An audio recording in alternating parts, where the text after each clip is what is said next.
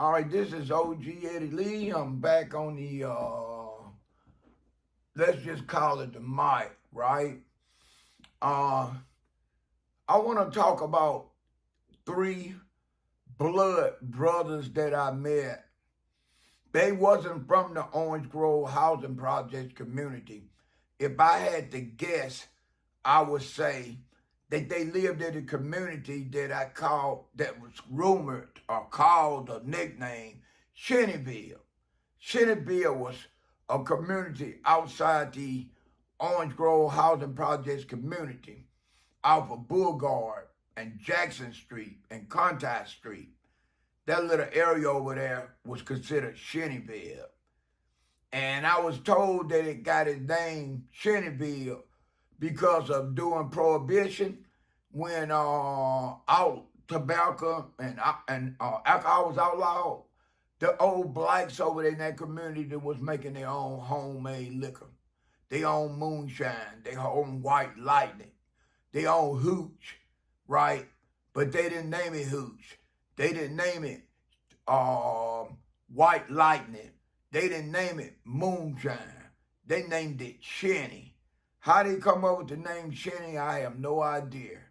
But during my interactions in Shennyville, from 1973, 1976, off and on, interacting in the Shennyville community, all the men there that was, I would say, late 40s and older, had those lazy-looking eyes, those type of eyes that made them look like they was half asleep, or maybe sleepwalking, right? And the women didn't look no better. The Shennyville community also had hit houses with rock colas. Some people call them jukeboxes, right? Okay, I think these three brothers was from the Shennyville community. They had sisters too, and I was cool with the sisters. They did have a grandmother and an uncle that lived in the Orange Grove Housing Projects community. They lived in the part of the Orange Grove Housing Projects community that was first built on that large piece of land owned by Mobile Housing Authority. The housing projects that were built in 1959 is where their grandmother and their uncle lived. Okay, the first brother I met, we was in the same age group. We attended Dunbar Junior High School. Dunbar Junior High School from the Orange Grove Housing Projects community was a roughly 10 to 15-minute walk, right? And at the time, Dunbar was an integrated school, but because of the neighborhood that Dunbar was in and the surrounding communities that Dunbar was in, like down the bay, the Orange Grove, Shennyville, the Bottom, the Campground, Davis Avenue, because of those communities surrounding Dunbar, no white parents wanted to send their children into a community that was all black, segregated black, especially during these times, this era in time is what I want to say. I started off hanging out with the younger brother. I want to say I met him in 1973. As a matter of fact, we later formed that little clique where I mentioned before in one of my videos, we all cut our hair completely bald to pledge allegiance to each other. So when people saw us at school, they knew who we are. They knew we was a clique. They knew we had each other back. We was running around junior high school looking like some black-ass Chinese, right? With those bald-ass heads. So the younger brother and I and some more other guys, we was involved in that little clique together. Through the younger brother, I met the other two brothers that was older, right? In late 1975, going into 1976, mainly in 1976, I started hanging out with the older brother. The older brother had to be like 3 years older than me. You know what I mean? And we did things, you know, we you know what I mean? We smoked the marijuana, we drank various wines like Thunderbird, Red Rooster, Mad Dog 2020, a lot of the Boom Farm wine, and we interacted, we kicked it. You know what I mean? We like what they call today palling up. We was pals. All right, the second oldest brother, he was really a lot different than the other two brothers because he was extremely quiet. If you didn't see him sitting next to you, a lot of times you wouldn't know he was there because the guy he didn't talk that much. Even when he got high, he didn't say much, right? Now, I had an opportunity not just to know this guy, meeting him through his youngest brother and the older brother. I didn't just hang with this guy in the streets. Me and this guy was locked up in the same cell block, right? The guy was a soldier. I don't know no other way to say, but the guy was a soldier. He had a heart bigger than our dogs. If he was with you, he had your back, right? He didn't back down from nothing. He would let you know that he ain't trying to get down like that, but if you got to get down like that, we could get down like that. And the dude could squabble. He could squabble his ass off, right? So I'm quite sure I'm going to talk about some more incidents that happened with him. But to give you a general idea how good this guy could squabble, his uncle, the one that I told you that lived in an Orange Grove housing project community with their grandmother, right? The uncle had seizures, and they was trying to stop the uncle from drinking because every time he drank that cheap-ass, rock-good-ass wine like the Thunderbird, the Mad Dog, the Red Rooster, all the wines that we was drinking back in the days, he periodically would have seizures, and he would foul out, right? So some kind of way he fell out, and someone called his mother, told his mother that he had passed out, and told the mother where he was at when he passed out. The mother had the brother, the grandson, the one I told you I did time with me, the one that could squabble. She sent him over there to go get the uncle and bring the uncle home. He gets over there to get the uncle. He helped the uncle up off the ground. He's trying to take the uncle home. I don't know how many of y'all have experience with interacting with people that are drunk. People that are drunk, a lot of times you can't understand what they're saying. A lot of times they'll put up some form of resistance when you're trying to help them. It's just automatic for them to put up some kind of resistance. So his uncle started to resist. So he had to get a little forceful, not trying to hurt him, but get him up and get him over to his mother's house to do what his grandmother asked him to do, go get the uncle off the ground and bring him home, is what the grandmother told him. Whoever called the police, Mobile Police Department, MPD, they couldn't have known that the uncle had seizures. They couldn't have known that the guy that was trying to get the uncle off the ground and the uncle was resisting was the guy that was drunk that had the seizure, nephew. And the nephew had been sent by the uncle's mother to get him. So somebody called the police.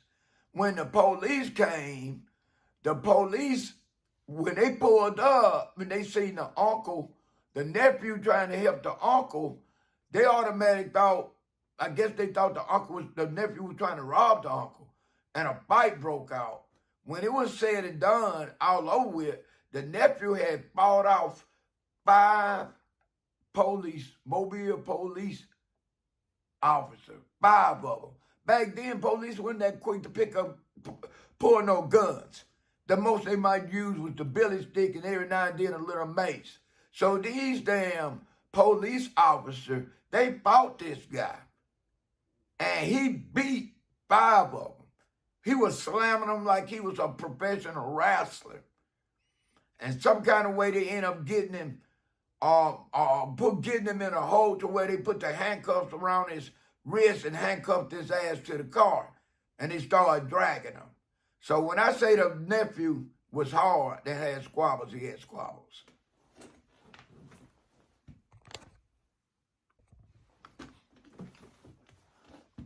Okay, this is a continuation from what I was talking about, the second oldest brother of the three brothers that I met. Okay, I said I had done time with them.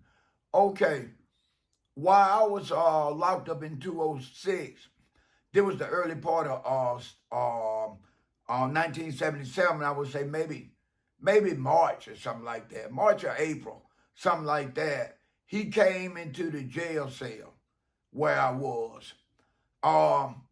He didn't know nobody else in the cell block but me, right? Like I said, we interacted in the street. We were cool. We sit down and talk. He tells me that he got busted for rape and robbery. I asked him what the rape and robbery was about because I didn't know him as being no rapist, and I didn't know him to be no robber. Far as I know, the guy didn't hit no licks. He went into no criminal activities like that. And he mentioned to me, he said, you remember when y'all used to come passing through Cheneyville, going downtown Mobile or coming from downtown Mobile, coming through Cheneyville to go to the Orange Grove Housing Project community. Y'all used to see me standing on the counter talking to the lady, the black lady. And I said, yeah, I remember. He said, the black lady was a prostitute. And the corner she stand at is where she turned her tricks. I knew she was a prostitute, so it wasn't no, like I didn't know. So I would go up there periodically, hang out by the hour, and talk to her. And once she pick up her John or pick up her date, somebody come through with a car and want to damn pick her up and take her somewhere and get themselves sexually pleased, he said, I would leave, right? And I was kind of hanging out there because I like talking to her, and I respect her. Even though she did what she did, I respect her. He said, that's the lady that I supposed to have been raped and robbed. I said, everybody, all of us know that you was seeing a woman on the side. For us, this damn rape stuff, you wasn't getting charged by the lady because the lady liked the idea. See, you was different than the guy that was pimping her. He had her out there, he very seldom showed up. And when he did came through to check on her, he came through there really to pick up the money, to get high because he was a heroin addict, right?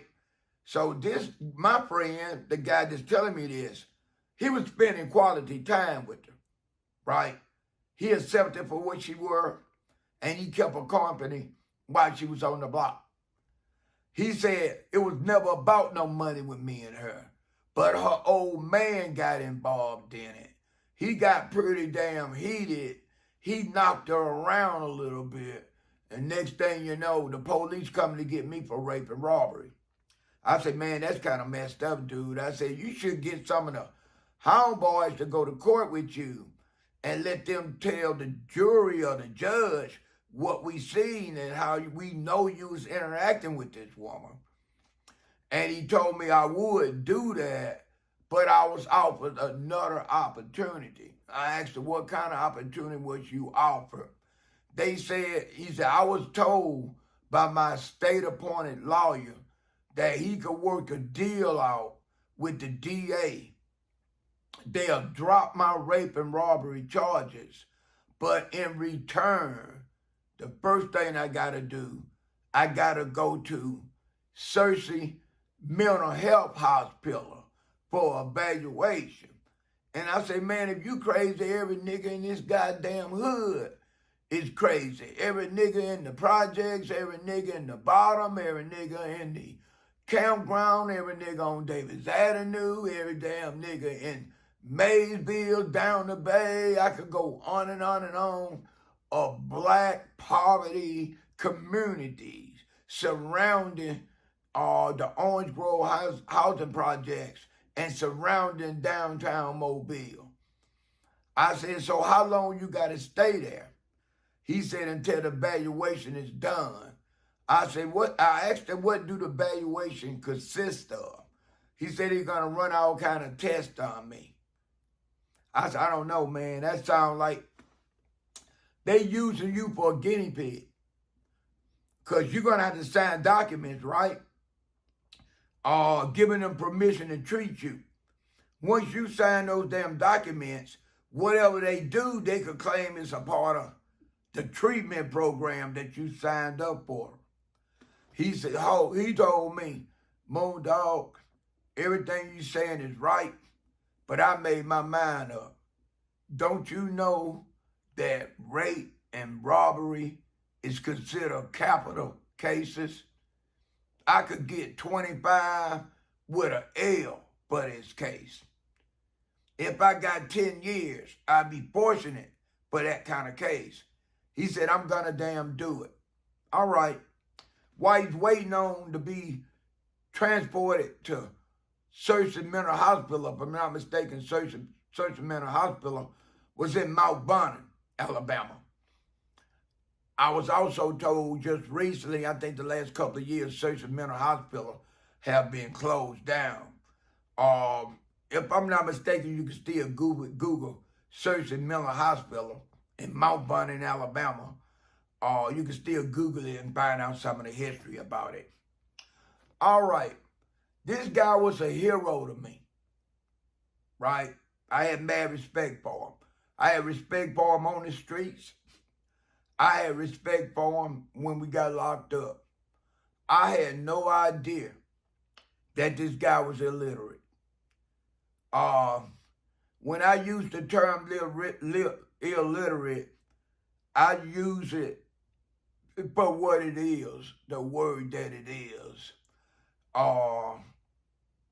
It hurt me when I realized, only because the guy came to me, he would get letters written from his girlfriend. And he would come sit next to me and he would ask me, could I read the letter to him? And I was like, thinking he might be jiving me or messing with me. And I'm like, dude, why you messing with me, man? Once you read your letter, you read the letter. He said, no, man, I need you to help me read this letter. You need you to read this letter to me. And after you read the letter, I need you to write a letter for me. Write it to her. And I say, you don't want to write it in your own hands, in your own handwriting. He told me no. I found out by working with him that he couldn't read and write.